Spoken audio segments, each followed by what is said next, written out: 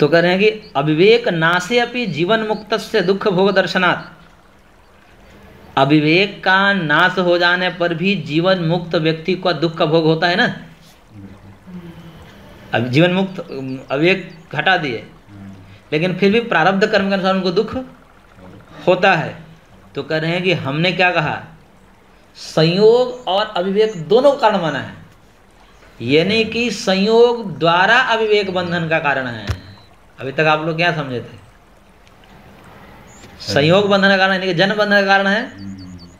अब यहाँ पर ये एक सूत्र देकर कहें, संयोग द्वारा अविवेक बंधन, अविवेक सीधा सीधा बंधन का कारण नहीं है। यदि सीधा सीधा अविवेक दुख का कारण होता तो कारण के नाश होने पर कार्य का, जीवन मुक्त के अविवेक नाश होने के बाद उनके कार्य रूप जो बंधन है, दुख है, उसका भी नाश हो जाना चाहिए, लेकिन यहाँ पर तो नहीं होता है, जीवन मुक्त को भी दुख होता है। तो ये व्यवस्था कैसे बन पाएगी, क्योंकि संयोग है ना, जन्म तो भी है, इस कारण से अविवेक नष्ट हो गया, लेकिन संयोग होने से उनको दुख होता है, क्योंकि दुख के होने में संयोग साक्षात कारण है और अविवेक मौलिक कारण है, मूल रूप से कारण है। ये सब सिद्धांत की बातें हैं, भाष्यकार के बिना सब पल्ले नहीं पड़ती। ये सब बहुत गूढ़ बातें हैं।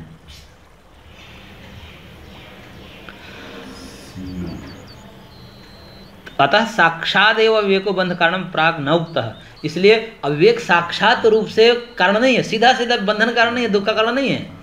अविवेक होगा फिर जन्म कराएगा, तब वो अविवेक बंधन कारण बनेगा। आचार्य, तो बंधन जो हुआ तो बंधन किस कारण से हुआ? बंधन जो हुआ आत्मा का प्रकृति के साथ, तो हाँ। किस कारण से हुआ? आत्मा का प्रकृति के साथ बंधन मूल रूप से अविवेक के कारण, लेकिन अविवेक भी सीधा सीधा कारण कहेंगे बंधन का, यानी कि दुख का कारण कहेंगे, तो मुक्त पुरुष का विवेक तो नहीं है, तो भी दुख भी नहीं होना चाहिए, लेकिन वहाँ दुख होता है। तो फिर ये प्रश्न उठता है कि इनको दुख किस कारण से होता है। तो संयोग को मानना पड़ेगा कि जन्म है, तो फिर ऐसा कहना पड़ेगा संयोग द्वारा अविवेक बंधन का कारण है, ऐसा सिद्धांत है। मतलब पहले अविवेक के कारण संयोग हुआ, हाँ, अविवेक के कारण संयोग हुआ, हाँ, और संयोग के कारण जन्म हुआ, अब ये दुख हुआ, अब संयोग के कारण दुख हुआ। हाँ, ऐसे 2 स्टेप में ले जाइए। तो उसमें फिर दूसरे स्टेप में जो अविवेक होगा वो कौन कारण हो जाएगा? कौन? साक्षात कारण नहीं हुआ ना, पहले तो साक्षात ही कारण न हुआ आचार्य जी। कैसे साक्षात कारण हुआ? कारण की वजह से बंधन हुआ। कैसे प्रकृति और पुरुष का। साक्षात कारण समझ रहे हैं? वो मूल कारण है ना अविवेक। ना, उसको साक्षात कारण थोड़ी बोलते हैं मूल कारण को।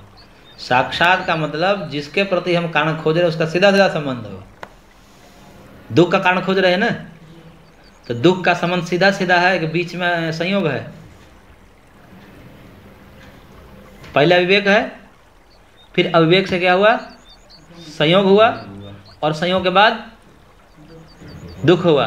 तो दुख का सीधा सीधा संबंध है अविवेक के साथ, कि बीच में वो व्यवधान है, सिद्धांत व्यक्त। इसलिए साक्षात कारण क्या हो गया, संयोग, और मूल कारण क्या हो गया। इसको एक रूप दे एक वाक्य में कहेंगे तो क्या कहेंगे, संयोग द्वारा अविवेक बंधन का कारण है। द्वार बन जा रहा है बीच में ना, उसके माध्यम से। तो ये जो है संपूर्ण कथन होगा। अब इसमें कहीं आपको ये जो है जीवन मुक्त की जो दुख भोग हो रहा है, इसका भी समन्वय बैठ जाएगा। खाली अविवेक नहीं करना है आपको बंधन का कारण। अविवेक को जहां भी बंधन का कारण कहा जाता है शास्त्रों में, मूल दृष्टिकोण से, साक्षात दृष्टिकोण से नहीं। साक्षात दृष्टिकोण से तो संयोग है, जन्म है दुख का कारण, क्योंकि प्रलय में भी अविवेक होता है ना, लेकिन वहां पर दुख नहीं होता। सहयोग नहीं रहता उस समय। हाँ, समझ तो गए। तो इसलिए तो बात करें कि हमने पूर्व में भी खंडित कर दिया है कि साक्षात अविवेक बंधन का कारण नहीं है, संयोग द्वारा ही बंधन का कारण स्वीकार किया जाता है।